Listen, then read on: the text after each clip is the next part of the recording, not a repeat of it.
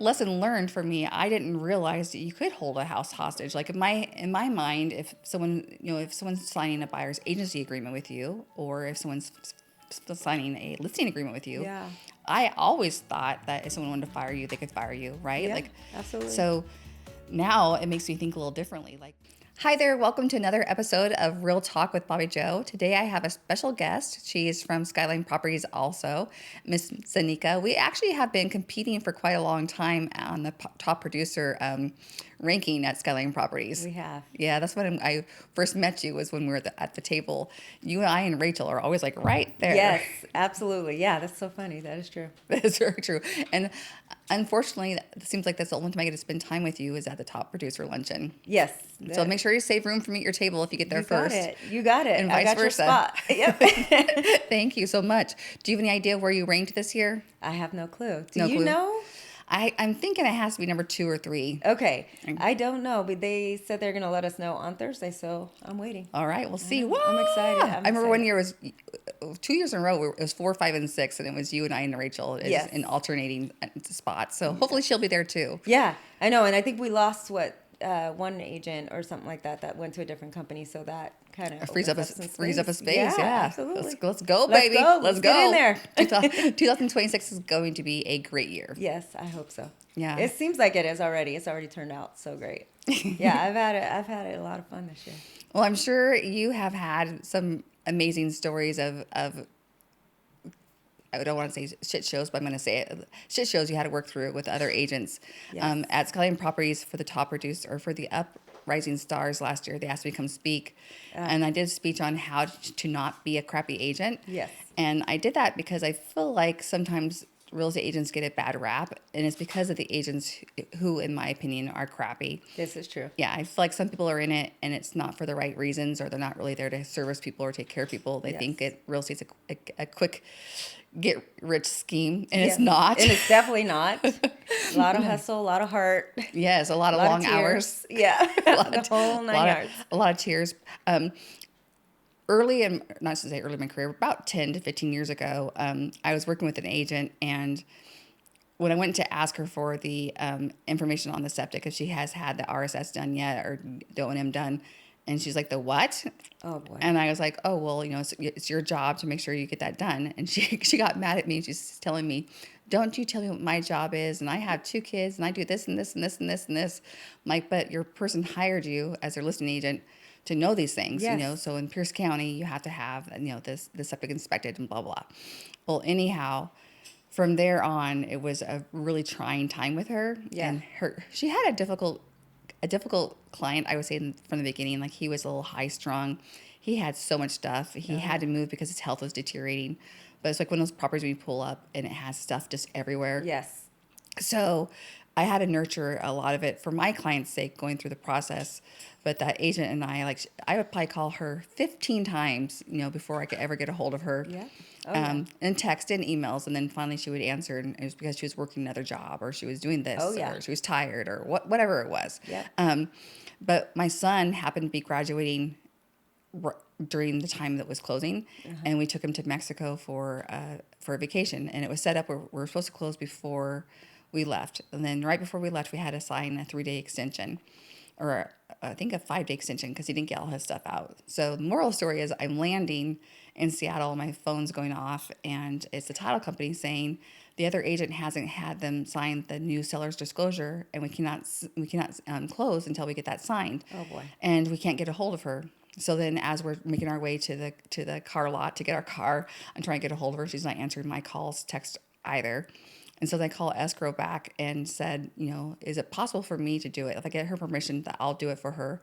Is it something? Can you email it to me? I'll go home and print it. And mind you, I'm just flying in from Mexico. That's insane. I'll get home and I'll go drive the 45 minutes to go get her seller to sign it and get it to you. But I wasn't doing those things for myself or for her seller. I was doing them to make sure that this transaction was going to close for my clients, right? Yeah. And so when I text her, like, mind you, she's ignored my 2 phone calls and my 2 texts. When I text her and said, hey, escrow said that they could email it to me and I can print it and I'll drive it out and have your seller sign it if you're okay with that, because obviously we can't do those things without permission. But she instantly came back, oh, yes, thank you so much. You're a godsend. So I'm like, oh, you were just ignoring my phone calls before. Pretty much. Yes. Pretty so, much. So we literally came home. My husband grabbed the luggage out, and I walked into the office and printed it and got back in my car and drove there. But the funny thing is, when I was there, he was looking at the disclosure, and he was telling me, I never agreed to pay 3% commission. Oh boy. And I'm like, well, unfortunately, that was a conversation you had a long time ago with your listing agent, and now we're at the closing. So either you can hold up closing again, or chance not closing, or you can sign, because all of this, what you're signing, is agreeing to all the paperwork we've already filled out. Yes. Like you that was an agreement in a conversation you had a long time ago, many weeks ago. Yes. At this point. Yeah. So thankfully he did sign it, but the moral of the story was, though, that she was not doing her job. That is so crazy. Yeah. Is she still in the industry? No, I haven't even looked her up. Like, I just move on. I know. I do too. I'm guilty of just moving on, but at the same time, every now and then I'm like, are they still around? I would wager not, though, right? Yeah, I would think. Yeah, for sure. She was working for a smaller company. I know that. And at the time, Redfin was just starting. And the company's motto kind of reminded me of how Redfin worked, too. Like, this is like the least amount of work. Yeah, that you can put in. Exactly. Yeah. Well, working at Redfin, I ran into that a lot. Mostly I was on the managing side, so I was always dealing with the agents that were not the best agents. And so having those conversations with other brokers complaining about the Redfin agents made it so difficult, to where every day I was just like, why am I doing this? I didn't realize that you started at or came from Redfin. Yeah. So I was at Skyline, and I left. So I started at John L. Scott. Left John L. Scott, went to Skyline, and then left Skyline and went to Redfin. And I was at Redfin for about 2 years, and quickly learned that was not a fit for me, and then came back over. So I was a listing agent for Redfin for about a year, and then they asked me to get my managing broker's license. So I did. I went through that process, got my managing broker's license, and I managed their Tacoma and Olympia team.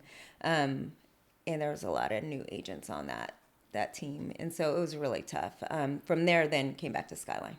Okay, so knowing you have this intel now, I have some questions for you. Yeah, go for it. So their business model at Redfin, so if a person calls and just asks someone to open the door for them, I understand that person is not allowed to answer questions about the house. They just open the door. Correct. And why?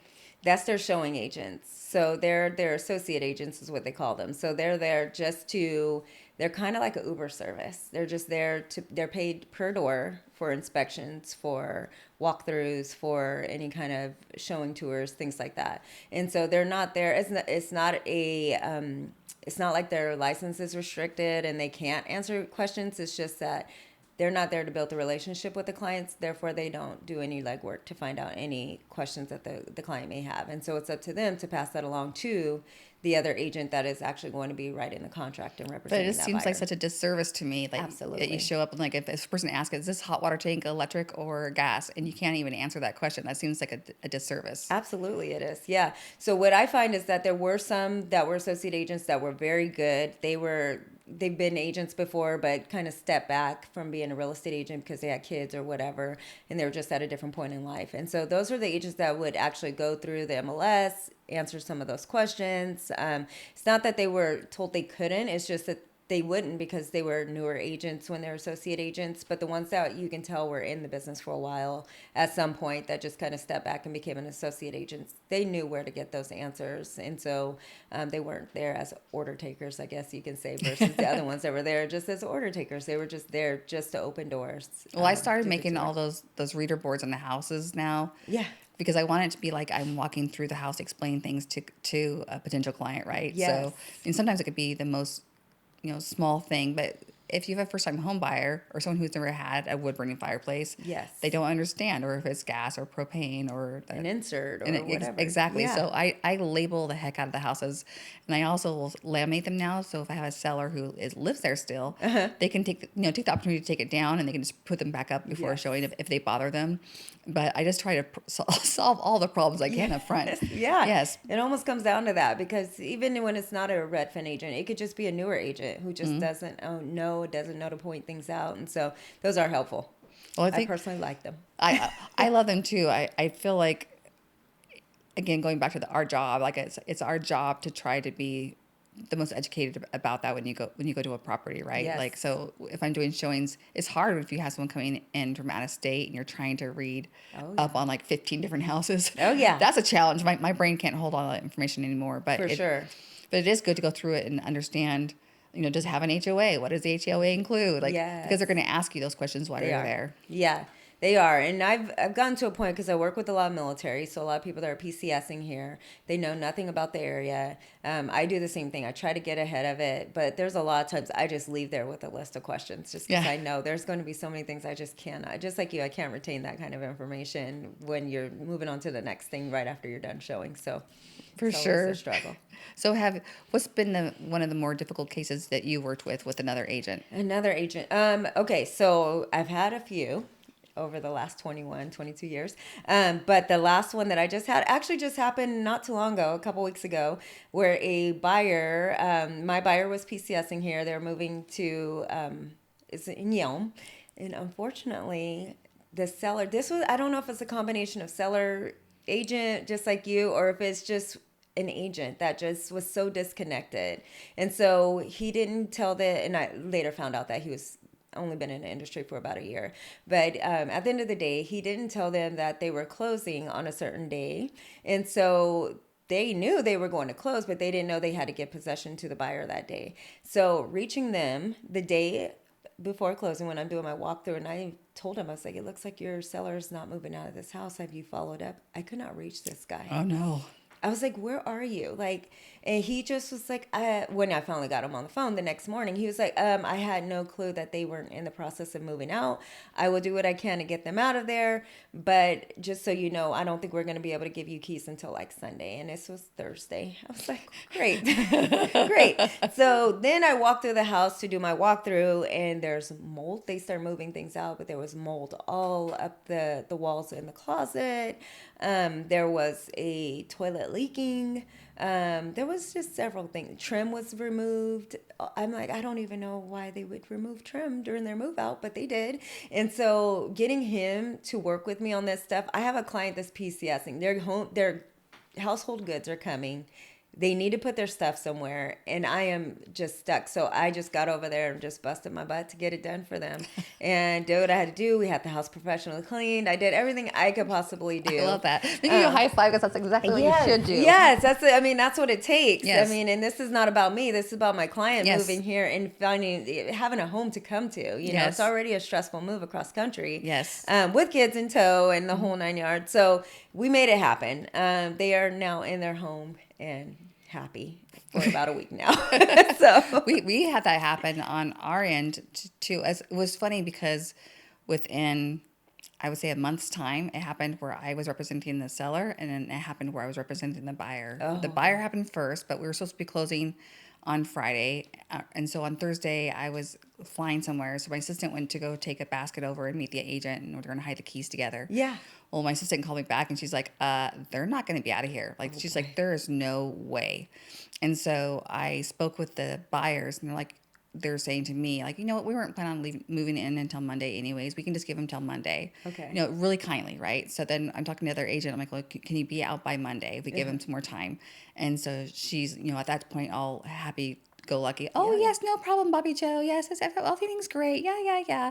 Oh, well, then on Sunday, when I'm flying back, I reach out to her and I ask her, hey, how's the move out going? Have you checked on your client? And she's like, I have no idea. I'm like, you have no idea? Have you gone back by the house? And she said, he was a very difficult client and contractually undone. Oh. Yeah. I was like, Mike, so you don't plan on going back out to the house? Nope. Like, and that's your answer. Contractually, I'm done. That's your answer. Wow. I know. I was mortified. But anyhow, so I got up maybe at 5 o'clock in the morning and went over. And thankfully, he was out of the house, but he left it in disarray. Like, he still had dirty dishes in the sink and the dishwasher. The pantry was full of crap. Of course. All of the gross things in his bathroom he didn't want were still in there. Oh, yeah. So I called my assistant, and I'm like, divert. We're going to change plans for today. I need you to meet me here, as soon as possible. Yeah. And so we were trying to get out all the stuff that we could. And she was on the phone trying to get a cleaner over. Oh, yeah. And we were just trying to make it right. So when I talked to my buyers, though, I'm like, hey, this is the situation, but this is how we're trying to solve it for you. Yes. And they appreciated it. They were very gracious. But to the other agent, though, she had said to me at one point too, like, I couldn't help it. He couldn't afford to get a U-Haul or something. I'm like, well, then why didn't you rent a U-Haul for him? Yes, do And what then you need to do. I sent her designated broker an email, and he basically said, I stand behind my client. And you don't understand, he was a difficult client. And I'm like, well, I've worked with difficult clients too, Oh, yeah. but it doesn't mean that you don't do your job. Right. Yeah, our problem solve. Absolutely, I think that's a yeah. lot of our job is to be problem solvers. Absolutely. Yeah. And work with one another. Yes. Like, I mean, she should have been over there with you, getting things done. I'm so sorry. Let's just make it happen. And for everybody. Yes. You know, you've been paid at this point. Like, at least try to help us keep these things Yes. in motion and everyone happy. So it's very sad, but I feel like we run into that more often than not these days. Well, I think for lenders and for real estate agents, I think that's where you start to see everyone's true colors, or when issues happen after the closing, after you're paid. Like, where do you answer phone calls or return people's phone calls? Do you show up for your clients after the closing? But Right. our motto, and I'm sure yours too, is that you want to be someone's real estate. You want to be their family realtor for life, right? It's not just one transaction. Absolutely. The one transaction it's great, but you want to be it next time too. Yes. And that's so funny because that one transaction, one and done is pretty much a Red Fence model. That's what they did. So that's why it was always difficult for me, because it was always like, we've moved on. We've been paid. Everyone's closed. Let's move on. And I'm like, no, coming from the, transactional side, or the more relationship side of real estate, where I just wanted to make sure everyone's happy and everyone feels great about the home they just spent a ton of money purchasing, and so it was always tough. And I work with so much military that it's really tough for me to just walk away from them, knowing that they have a million other things on their plate that, Oh, for sure. are just always in the back of their mind. So I don't work with military as much as you do, but I feel like the chances I have worked with the military, like I actually came home one time with my husband and said, there's a chance this family is not, if they don't move into their house, they don't have a place to go. They've already exhausted all their funds, and they're still stuck on their pay from college or from another area where the cost of living was a lot less, but their pay has not caught up with them here. Yes. And so I'm like, what do you think about letting someone stay in our spare room? Because we have 2 spare rooms now. Our kids are gone. Yeah. And at first he's like, wait, who is this? I've been there. Yes. I've been there. But you feel for them, right? Yes, You're like, absolutely. We have space. There's no reason that they should be staying in a really crummy hotel. Yes. Like, I know. And like stressed about it too, financially. Like, it's just not fair. No, we just want to solve their problems. Yes, I know. They're my problems now. Exactly. That's what I always say. It's my problem now. So. Yes. Well, in that scenario, though, my husband, he got on board and he was willing to let them stay with us, but Nice. the closing went through fine. But Oh, it all worked out. the poor guy, he gets roped into a lot of things. Right? Oh, mine too. Mine too. Oh, How many sure. times has your husband done dump runs for you? Oh, all the time. We just did them 2 weeks ago. 2 weeks ago. Yeah. Yep. So, and I had one where just recently where the guy left a bunch of stuff in the garage, and I was like, can you help? His van was still there and he left the van unlocked. I was like, can you help me put the stuff in his van so that all he has to do is come and just grab his van and leave? And so he's like there doing all the grunt work. Yeah, we do a lot of that. my husband, he's there a lot too. Or my husband, thankfully, he is a EL1 electrician. Yes. So I'll get to, I'll show him panels a lot, or I'll show him time. inspection reports and say, is this really as big a deal as this inspector's making it sound like? Or, should we be getting a second opinion? Yes. And 100%. It's nice to have that in your pocket. All the time. So my husband is an electrician as well. So You know exactly what I'm saying. Yes. Oh, I do. So I'm always like, what do you think of this? Or there's been times where he's just got his headlamp because there's no lights and he's just sitting there dinking around with the electrical panel trying to figure it out for the client. And or for solving sure. GFI problems. Oh, yeah. All the time. I feel like that's the most common electrical problem right now is GFIs. Which Yes. I learned from my husband, you only need to have one GFI per circuit or per line. Yes. But the inspectors don't understand, if there's not a GFI, clicker in the kitchen, it's not protected. But my husband's always like, it is protected. Yeah. It's on the same line. Absolutely. Yeah. You only need to trip one and the whole thing's going to go out. Yes. Yeah. So yeah, for sure. Yeah. I've been there. Oh, that's too funny. What a small world. It is. I know. That is crazy. I don't know how we've never had this conversation. I know. Do you guys have a self-starting generator at your house, or can you start a generator at your house? So actually, we were just talking about this because we used to have a transfer switch at our old house, and then we moved over to our new home, and he never installed a transfer switch. So we do not have a self-starting generator, only because we don't have a lot of power outages at our new house. So that's lucky. I think we've had one, but he's hooked up my neighbor's generator. He's done my neighbor's friend. He just did last week. So yeah, we're constantly going with that. So then say, because all of our friends our friends and or like you're saying, neighbors have been are so lucky to be able to start their generators. My husband recently went hunting. He hardwires ours into our panel box. Yes, that's what we do. So no one could come over and do it for him, and I couldn't do it. And he was gone hunting during the big power outage this year. And so I was home without power for 3 days. And so I'm like, before you go hunting next year, we are going to have a quick connect, because I had 3 guys call and say, can I hook up your generator? And I would have loved to say yes. But unfortunately I couldn't, because I wanted to blow my house up. Right. Because he did some like Jimmy ringing and like MacGyver stuff over there. Exactly. Exactly. Which no one else can do it. Like I want a connection where you just switch and plug it in. That's it. Yeah. Like before he goes next year, like I'm not gonna let him buy his hunting license until it's taken care of. I feel like they're like hairdressers who have just like, I do hair all day, that I'm not gonna bother with my own hair. It's no fun. It's no fun doing it at your house. Yeah, exactly. Like, what favors do I owe you to get this done? Right. Exactly. For sure. Knowing my luck, I'd be like painting the garage floor or something. Yeah, anything. Yeah, I would do that to get a generator hooked up. Just to get it done. I know, because when it goes out, it's the most inconvenient thing ever. Oh, it is. It was horrible, and we were getting cold. Actually, getting cold. I'm not even exaggerating. Like, it's not long when it's so cold. Yeah. We were getting cold. Like a long time ago, he was around actually starting all our friends' generators and helping them all out. And I was being funny, but when we came down the stairs, I was like, oh, the kids and I are headed to the YMCA. He's like, why? I go, oh, because it's a warm station where you can go stay warm. Yeah. He's like, geez. And he goes and starts our generator. Yes, please. Because I'm freezing in this house. Yeah. It's all good, honey. You keep saving the neighborhood. Yeah, right. Everybody else but us. So I have another interesting story to share with you. This was recently, and I did not realize this until this happened. Okay. But I have a past client, and I'm actually unstaging a house, and she calls me and asks, can you look at my friend's listing? She just listed her house. I think it's horrible. It's in Linwood. And so this client who called me she lives in Nashville now, but I absolutely love her. Her name is Dorothy, but I absolutely love her. So I look at the listing. I'm like, yeah, you're right. These pictures look horrible. It's a $1.2 million house. The pictures look atrocious. Like, looks like they're taken with a cell phone. And then she's telling me that it says it has a wine cellar, and it doesn't have a wine cellar. And it's saying it's 4 bedrooms, but it only has 3 bedrooms. And I'm like, well, this person clearly is misrepresenting your client. And if I were them, I would fire them, and they should hire a different agent. And so she goes and to talk to her friend. Life goes along. Well, like a week later, the friend calls me and said, is there any way that you would represent my house? And I look it up. I'm like, well, it's still showing active. So you need to end your relationship with this other agent first before I could talk to you about that. Well, she sends me these emails. She's like, I've been trying to fire this agent. And she sent a very formal email saying, when you had someone come and take pictures with a cell phone, the pictures look horrible. I even told you I had my own professional camera. You're welcome to use it. You didn't.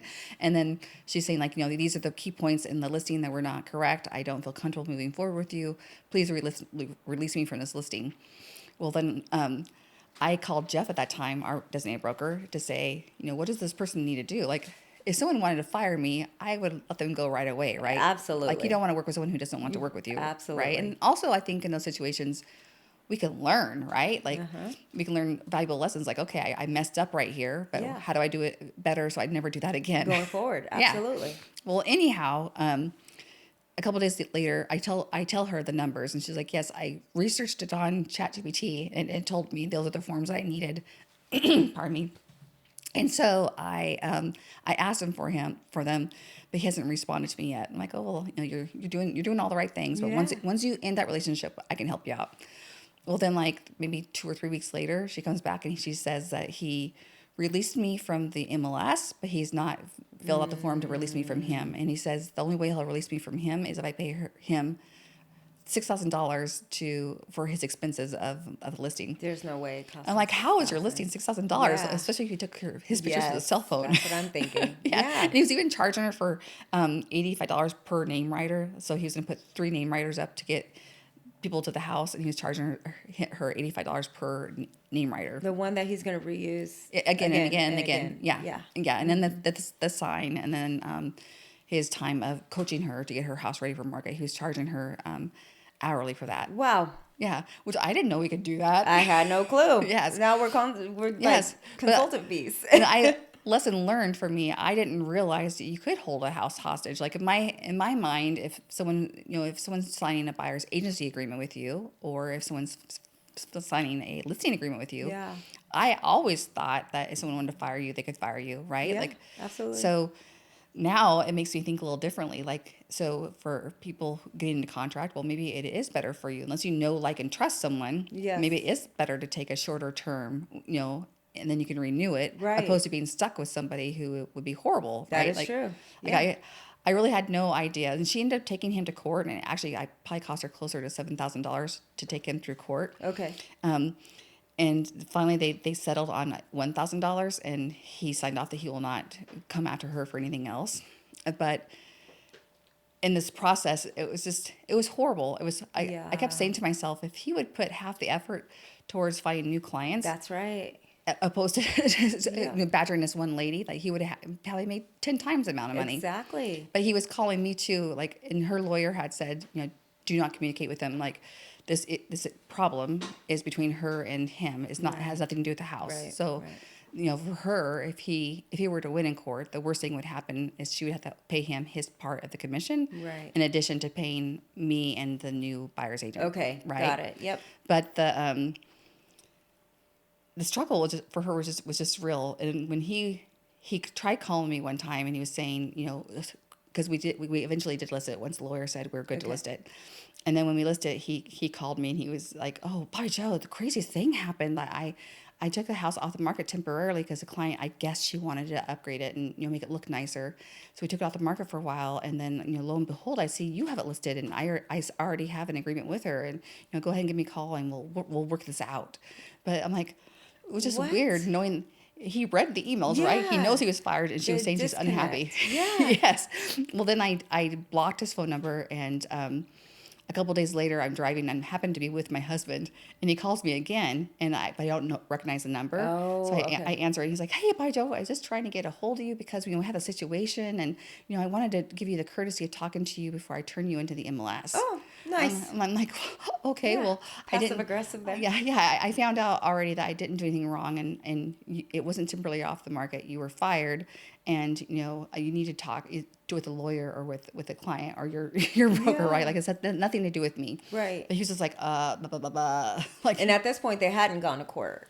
no, they had lawyers involved, but they had not gone to court yet. Yeah. Okay, got Yeah. it. Yeah. That's insane. Yeah, but it can. The point of the story, though, is it can get that ugly. And for myself, trying to help people in the future, Yeah. I think that a lot of people will sign on buyer agencies agreements. They'll sign a 1 day or a one house one. Yes.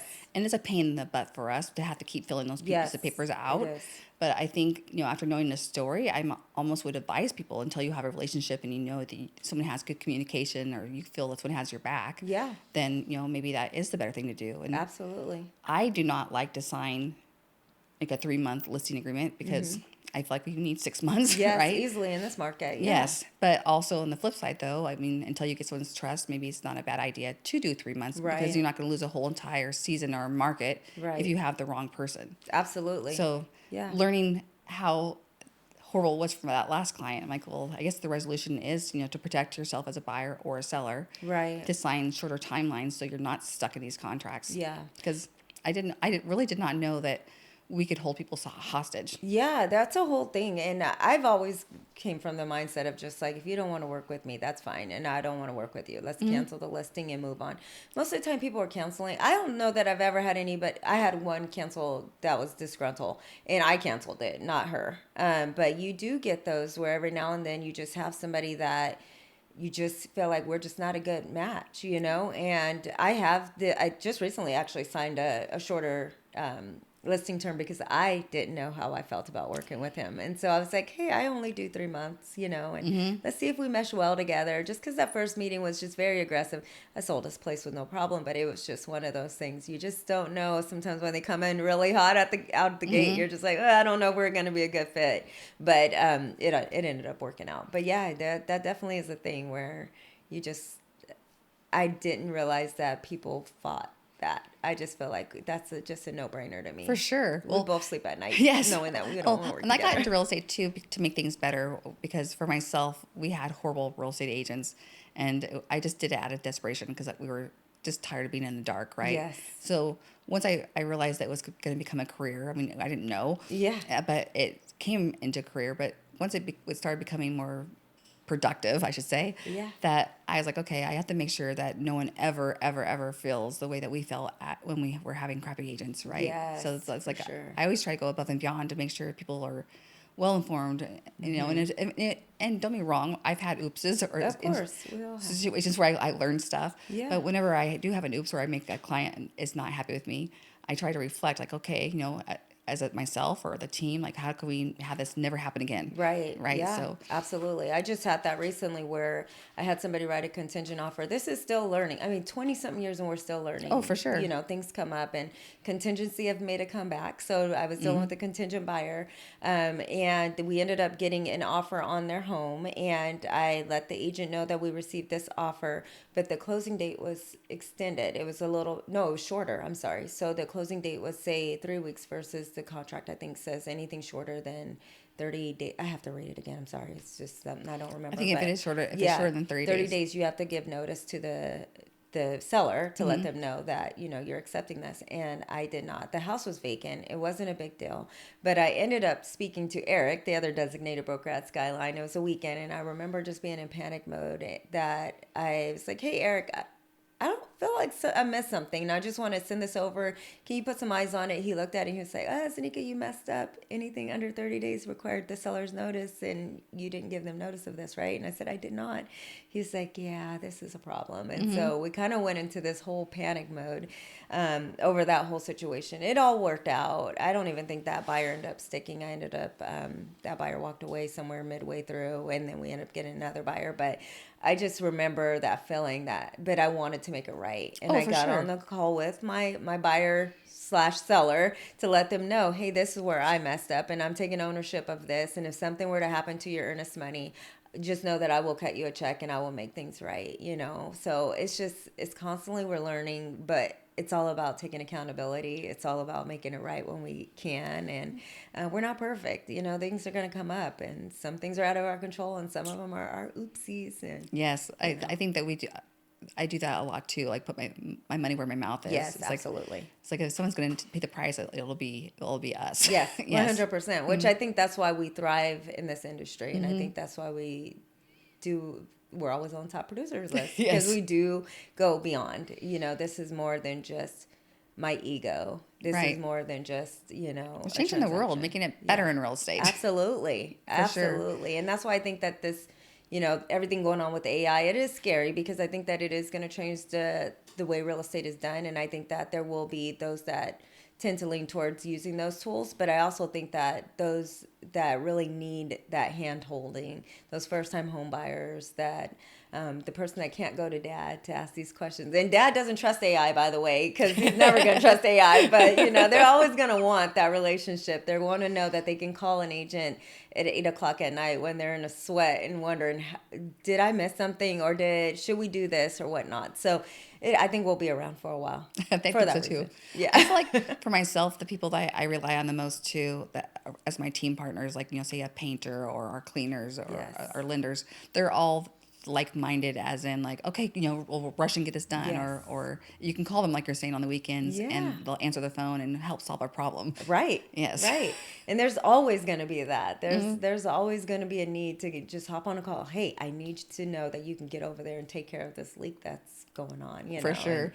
And that's just, you can't replace that. You can't replace that. So it's funny. My assistant, when she first came to me 2 years ago, I think that she thought that real estate was just great. She's like, "Oh, I'm so excited about staging, and fun. This gonna be so fun." Yeah. And then she realized so quick how many moving parts. She's like, "You're not forgetful." She told me this one time. She's like, "You're not forgetful. You just have so many things coming at you all day long." She's like, "It's just hard to keep them all straight." So it's like, I think she best serves me when we are just together all day long, because she's just a second brain. Yes, 100%. Yeah, I just need you to be my sticky note writer. Like, just write my little notes all day long, so that I can keep on top of this stuff. Yeah.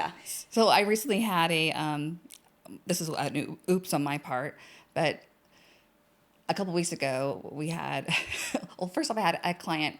They were a referral for me from an out-of-state agent, but her agent and sweet friend had moved to Squim, and then his son had passed away in Bonnie Lake, so she's trying to find a local Bonnie Lake realtor. Okay. So, but she's trying. It was a really sensitive situation because the son had just passed away. Okay. The gentleman who was the actual client, the father of the son who passed away, had just had surgery, and and he's older, Yeah. and so she's like, I really need someone who's going to slow down and go at his pace and just go the extra mile for him. I'm like, well, I think you found her. Yes. So then we get to the house, and the house. It still had a lot of stuff in it. And so we organized having dump runs done and Goodwill dump runs done and organized a cleaning. And this seller was remarkable to work with. I mean, he was very great. Well, when we finally got an offer, it came up, they were saying that the roof needed to be replaced and there was a problem with the sewer line. And so then my suggestion was, I don't trust the sewer line because, it was their inspector. I think that we should have a professional sewer line person come out here and look at it. So I was working on that. And I don't know if it was just the time of year or what, but we were having problems getting the sewer people to actually get out there and do the scope. Okay. And so it was like several phone calls trying to track people down. And so then in the meantime, I had a roof. The buyer's agent had someone come and give a roof estimate. I had my preferred roofer go out and give an estimate. And my seller was like, you know what, even if this offer doesn't go through, we need to get the roof done. So let's just do the roof. Okay. And it's before the buyer even asked for it. He's just saying, let's just do it. So he signs a contract with my roofer, and we're going to have a roof. He's making room in the schedule to do our roof on Monday. He's bumping another client. And that's another the power of having these preferred partners you work with, right? Yes. They do things like that. Yes. Well, anyhow, so that's going. This is on a Friday, or on a Thursday. So on Friday, I'm still juggling other files, but I'm still hounding these sewer people because they finally came and did the scope, but they can't send us the scope because it was too long of a file or something, and it wouldn't download. So they're going to send a new truck out on Monday. And so so I'm working with that. Well, I'm on the phone with the seller, and we're talking, and first off, the other agent called and said, we don't want you to install the roof. We just want this credit. So they finally sent us over the 35R, and they want a credit for the roof, and they want us to fix the sewer line, and then they'll be happy. They'll close. Okay. So we're talking it through, and the seller's like, okay, it's fine. Let's do that. But then he says, and then the phone call, I say, can you call the roofer? I'm going to get back on the horn with the sewer people, right? And we'll get this organized. He's like, no problem. Well, on Monday, I start my morning by calling the sewer people because we still don't have that done. Yeah. And while I'm on the phone, they tell me we're going to try this afternoon to have somebody out there. And I'm like, it's afternoon, I want it done now. Yeah. Well, then I hang up, my phone is ringing, and I answer it, and this is so-and-so for the sewer scope. So there was a team out there already. He's like, but I can't get in the driveway, Bobbie Jo, because there's a roofing truck in the driveway removing the roof. I'm like, what? So anyhow, Who was the roofer that came by? Was he your roofer? It's the one who signed the contract with the seller. Oh. But the seller never called, and I'm thinking instantly that I made a mistake. And in my head, I'm thinking if I have to, I'm buying a roof, right? Yeah, right, right. Yeah. So in my head, that's what's happening. But then I tell the sewer scope people, please go around the truck and please do everything you can to just scope because we need the scope done. We've been waiting since Thursday. So they're working on that. But I had to go call the seller and I'm processing before I call him. I'm like, well, ultimately it was my job. I should have double checked and made sure the roofer was done. I could have easily sent a text to my preferred roofer and said, sorry, this one was canceled. We'll have another one coming. Right. But I was so focused on that sewer for him. Yes. But also that same day, I had my sweet Amber assistant made a mistake and she sent the photographer to the wrong house. Oh no. And then we had another photographer for another house that didn't show up or he overslept, didn't show up. Oh boy. So I'm having these other phone calls and trying to juggle these other life. That's life of real estate. It was just a day. You should have gone back to bed, but I was processing, and when I called my seller, I didn't say, oh, it's too bad you didn't call the roofer and cancel. I called him and said, oh my gosh, I'm so sorry, I made a mistake, and there is a chance the buyers can back out because they didn't want this roof, they wanted their own roof, this is what's going on with the sewer scope, and I'm waiting for, like, in the back of my mind, I'm thinking, he might fire me. Yeah. There's a chance that he could just fire me. But he didn't. He's like, Bobbie Jo, you've been going down your way for us, and, if they back out, they back out. We have a new roof, and he just handled it so sweet, and That's so awesome. I really appreciate his kindness, because I was like, I didn't want to be the thorn in his transaction, right? He's already going through a lot personally. Yeah, It's tough. I mean, we wear so many hats. It's really hard, and we have all these balls we're trying to keep in the air all the time. Yes. And so that's why I really embrace slow times. So when I have down times, I really embrace them because I know the crazy is coming. Like it just is a matter of time. Every single time, every year, same story. So I learned to embrace the slow times Yes. because they don't come often enough. So, but yeah, I do. I know exactly what you mean when you're like, did I forget something? Or I know I forgot something, or, and this is on me and I just need to make it right and communicate. I mean, that's what it comes down to is communication, hopping on the phone and owning up to it and seeing what we can do to put our heads together to move forward. And Oh, for sure. yeah, For sure. I feel like in that situation, they still bought the house, but I had to pay $250 for them to come out and have their inspector re-inspect the roof. Okay. And that made them happy. But that's a good solution. Yeah, it was a good solution. But I was surprised that their inspector, though, was charging that much to come out and re-inspect because he wasn't doing a whole inspection. Like the whole inspection is $600, and you were only there for like 20 minutes. But oh well, it made it okay. Yeah, that was write the check. Yeah, that's one of those like, here you go, whatever it takes, just to make sure we get to the closing table. Yes. But just because for myself in that situation, because it was so sensitive, right? Like it was such a sensitive situation. Like you just want to have everything just run perfect for those people. Absolutely. Yeah. I've been there. I've been there. And I mean, this was probably a few years ago. I had a client that ended up, I knew the 35R was due. And I knew the time it was due. I just lost track of time. And this was 100% on me because the agent actually did call me and says, hey, Zanika, where's that 35R? Well, I didn't see the message because my husband was deployed. I had the kids. I'm just trying to get things done. And he was gone. So like usually if he's got the kids, I know, okay, I can relax and be focused on work. But I just did not have the opportunity that particular week. So I ended up missing the deadline. I actually got the 35R to her at like 9:05, and it's due by 9. So I was dead in the water. I had no leg to stand on, and I was hoping that she'd extend a little grace and be like, "Hey, don't worry about it. I'll still get it over to the seller, and we'll get this fixed." She was like, "You missed the cutoff, and he's been tracking it." And he texted me at 8:59 asking, "Where's the 35R?" And I'm like, "Oh my gosh!" So I ended up just when my husband got back, he was like, "Just give me the punch list. I'll get over there." And once again, he had to jump in and make it happen. Save the day, look like a hero. Not all heroes wear capes, So that was one of those situations. So. Oh, how nice to have him on your tool bag, though. 100%. And I use it all the time. Well, just like having a team, to support you in the workforce, and like having your team, your marital partner, like it making you look at it benefits both of you, right? Absolutely. Yeah, absolutely. This is for the greater good of the family. That's what I tell him all the time. So we do what we have to do. Oh, yeah. We're on that same boat, 100%. Yeah. Anywho, moving right along. Yes. Can we take a quick break?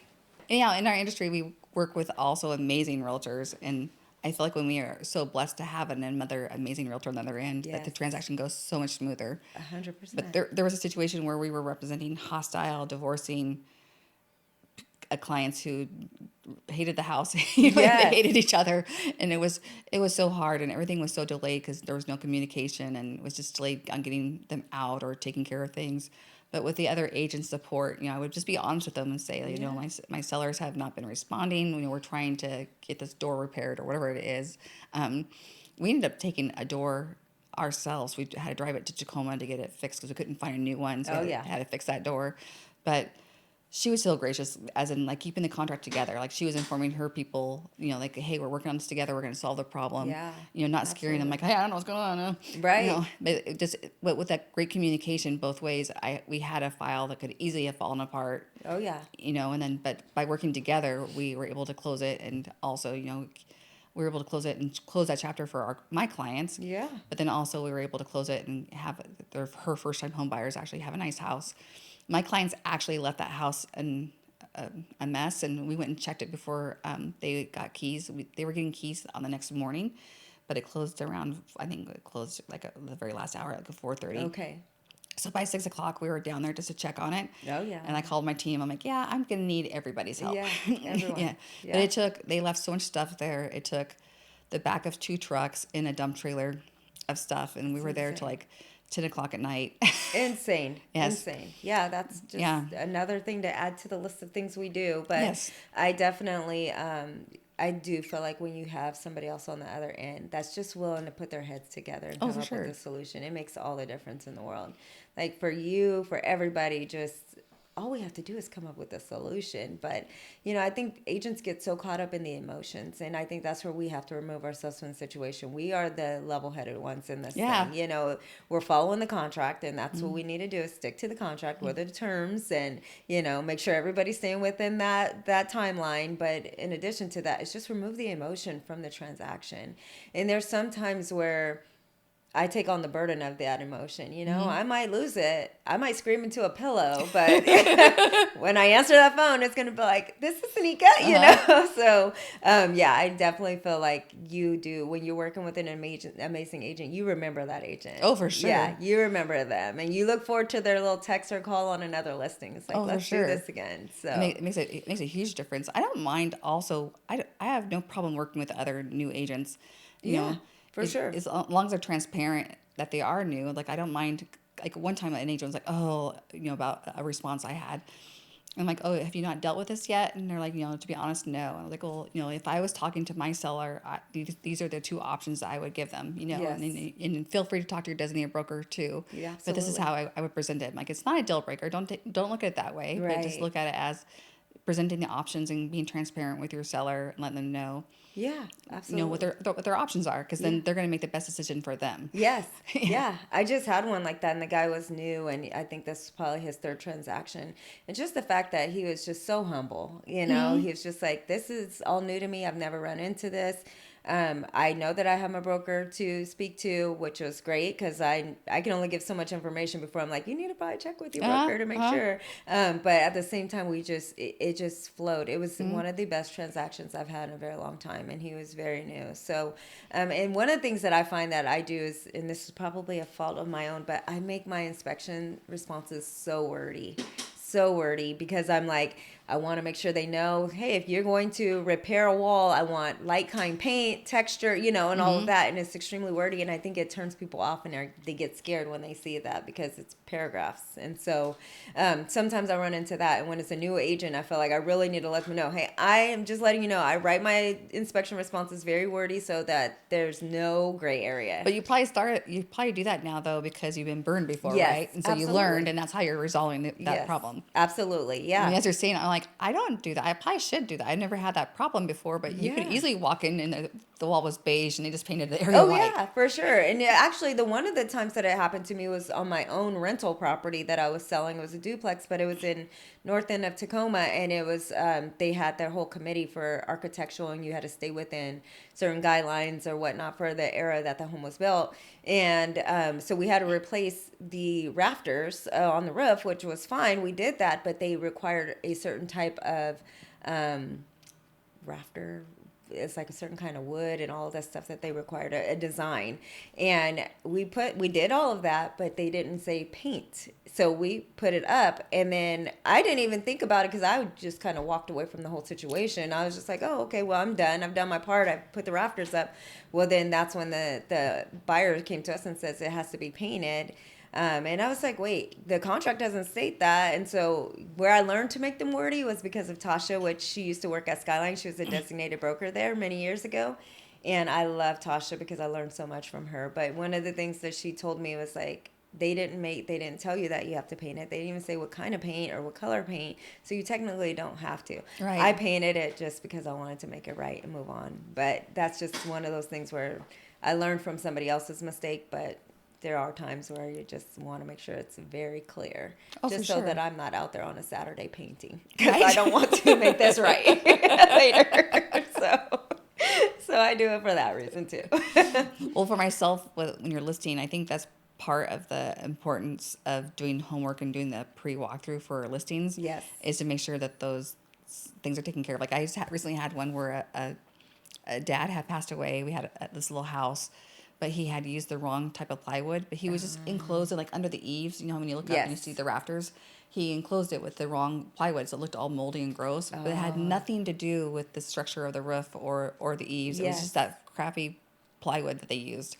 But if I wouldn't have had them remove it, it would have been a problem. Like everyone would have thought sure. that the roof was rotting off, right? Oh yeah, for sure. And you're just getting ahead of it. Yes. Which is half the battle, you know. Yes. So yeah, I always tell people, let's get ahead of this so that we're not, because what they're going to do is require you getting somebody licensed and bonded, and then the list gets really long. So, It does. Yeah. Do you when you're doing your listings, do you get resistance from your sellers to do the homework? Sometimes. I did run into this recently where somebody, I knew that the roof needed to be replaced, and I told them, and he was like, yeah, we'll just wait for the inspection. And of course, we lost a buyer because the buyer was just like, I want this roof replaced. And then they came back the next day and was like, we don't want it replaced. We don't want it at all. We don't want the house. So they walked away. And so we lost our buyer. And it's like, had you just put the roof on? Right. Now we're back to square one. And it's like little things, especially little things where I know we should just do it so it's not an issue later. Those are the ones that drive me the most crazy. Because I'm like, let's just get ahead of it. Yes. Just get it done, Well, I want to give them something that they can do on the inspection. Well, I don't. So let's just Well, get roof's it a done. big deal, especially now with insurances being so picky. Yes. I mean, roofs are a big deal because They are. potentially if you don't do it, then the insurance could be denied and the deal's dead too because they can't get insurance. Yeah, Or at least absolutely. affordable insurance. They can Yes. get triple the cost insurance. Insurance. Yeah, you're Yeah. right. You're right. We had it on a podcast. We had an insurance advisor on here, and she was saying that if a roof is over 10 years old, then they will not insure on it. So I'm like, well, what if you have a Really? 50-year roof? And they're like, Yeah. well, if you say it's 10 years old and it's a 50-year roof, they still won't insure on it. So I'm like, well, so if I'm advising anyone who's getting a new roof, you should say just to go for a 20-year roof because they're not insuring for over 10 years. Yeah. I mean, and these policies could change, right? Right. But also they're looking at these really fancy aerial shots of your home now from Yes. satellites. And so she also said if you have branches going over the roof or if you have moss on the roof, it's an automatic denial. Really? So from that, if you go into a listing appointment, it's super important to look at the roof and to know, I would address that by sharing that information with the seller. Yeah. But for if sure. you're representing buyers, I would not even have it be part of my inspection report because you want it to Yeah. be taken care of sooner. I would say within the next 10 days, have your roof cleared off of the moss before the Yeah. inspection, or 5 days, whatever. Whatever the case may be. Yeah. Yeah, but it's just all of these things to have in our heads to help, Yes. to help, and that's being proactive, right? Because we don't want it to become a problem later. You'd rather Yeah. it be addressed and be started and working on it now. Yeah. Absolutely. Yeah, especially if they really like the house, right? Yeah. If you're representing the buyers, it's like, it's great, except for, there's just some branches over the roof, so we know we can't get insurance on it. Yes. Let's get everything done. Yeah. No. And I definitely feel like things are always evolving and changing, and we've been in this long enough to seeing all the ebbs and flows of real estate, and I'm trying to stay on top of it. But it's always nice, like you said, to be able to pick up a phone and have an insurance agent, like you had somebody on the podcast, or you can just call them and say, hey, I would like to run this by you and see if this can be an issue. Let's get ahead of this stuff. Yes. So that's awesome. It is. I feel like in our industry too, like what probably something that I'm struggling with the most is like trying to stay upon the technology, like all the social media stuff that we're Yes. supposed to be doing. Struggling. Yes. Like 100% struggling over here Yes. with that. Yes. Well, thankfully we hired Baby Hippo to represent us, but Yes. and that's definitely helpful. But I think that you're supposed to just on top of that be doing so much more. It's like I'm just trying to sell houses. That's it. That's it. I don't even think about my social media for sure. And, it's just, like you said, thankfully we got Baby Hippo and they're young.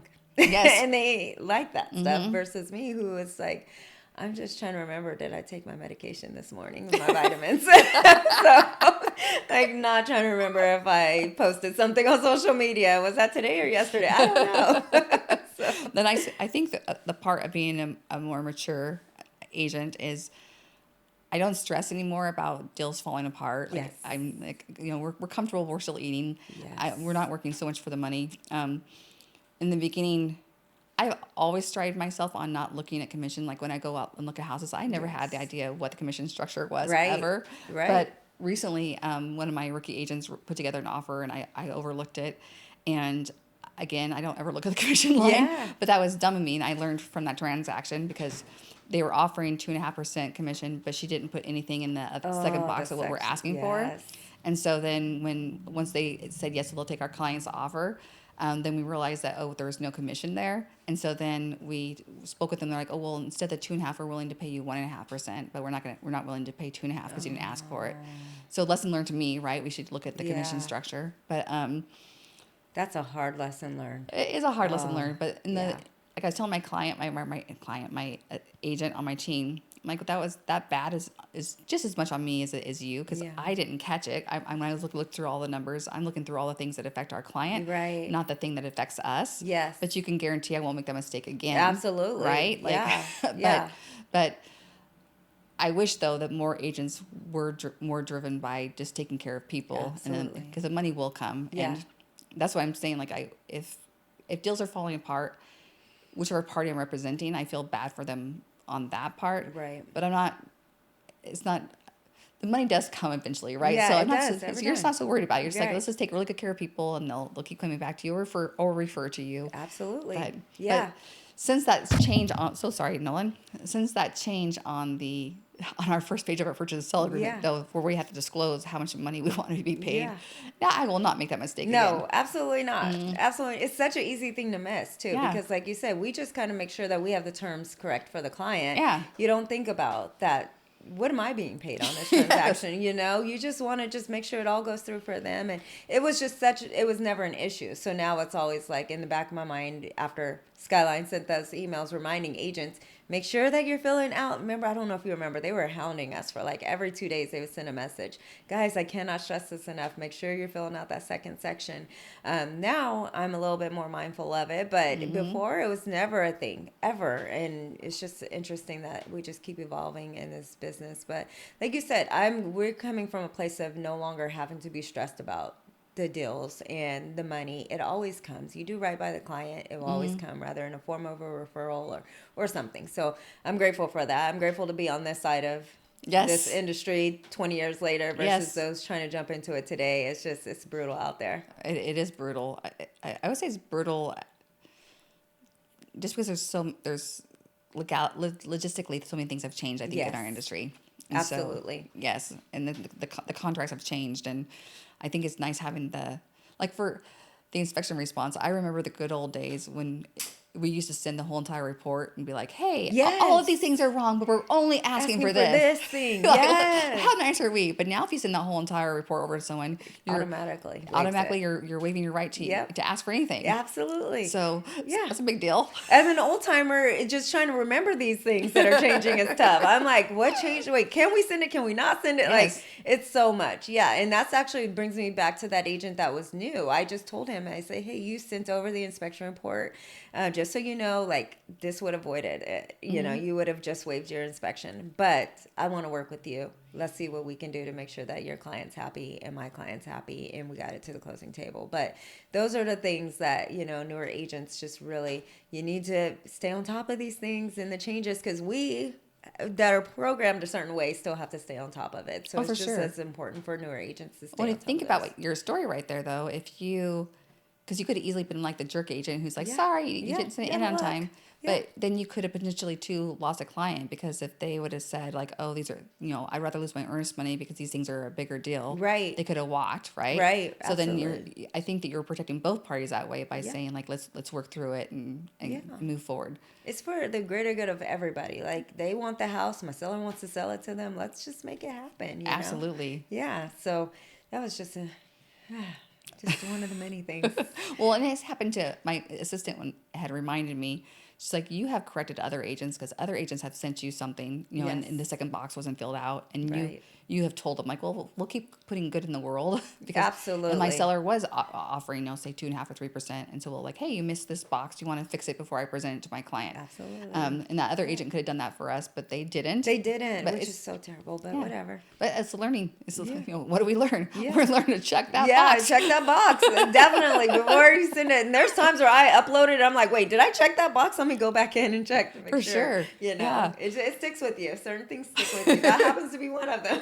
Well, and we could have easily been paid zero on that one. Yeah. But on that particular transaction, it was a referral of clients' kids, and so like, you just want to take care of those kids, right? Like Absolutely. I don't want them to be worried about our commission. I want them just to buy their first house and to feel like they were taken care of. Absolutely. So we could have been paid zero to do that, but again, it would have came back to us later. Tenfold. But yes, Tenfold. but we just learn and we grow, don't we? And we just roll with it. We just roll with it, the changes and all. Yep. So here we are. Here we are. Well, let's go make 2026 be the best year yet. Let's do it. Let's go change the world. I'm excited. Let's I'm do it. excited for it. Yes. All right, I'll see you on Thursday at the top producer meeting. I'll see you there. All right. Thanks for coming again. Yes. Thank you for having me.